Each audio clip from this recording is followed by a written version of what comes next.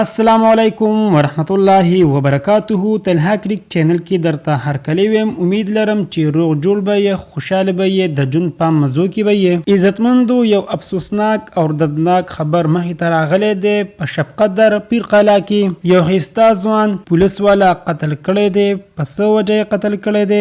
داسې کوم جرم و چې دا ځوان یې قتل کو؟ دا ټول معلومات موږ سره په دې ویډیو کې وګورئ چې پورا معلومات نه خبر شئ. عزتمندو، کو تاسو موږ سره په دې ویډیو کې نوي یې، مهرباني وکړئ زموږ دا چینل مه ضرور سبسکرایب کړئ. خوا کې ورته ټلې نشان ووهئ چې هر یوه نوي معلوماتي ویډیو تاسو ته په اسانۍ سره میلاویږي.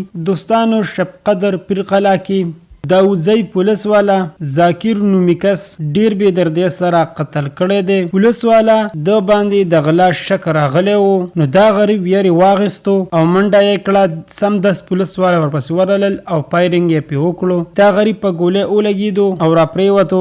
بیا پولیس والا تاڼۍ ته یوړو. تاڼۍ نه بعد یې بیا هسپیټل ته منتقل کړو. هلته یې بیا ساه ورکړه او د فاني دنیا نه رخصت شو.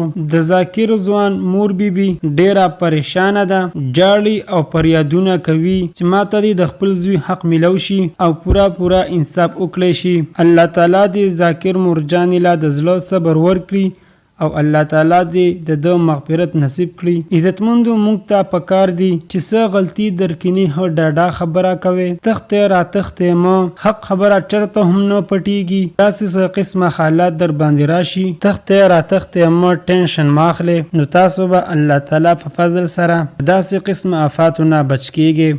او زموږ حکومت ته دا درخواست دی چې ذاکر بی ته دې پورا خپل حق میلو شي. عزتمندو، دا وا زموږ د دې وخت نیو معلوماتي ویډیو. د نورو نیو معلوماتو ویډیو دپاره زموږ دا چینل مه ضرور سبسکرایب کړئ.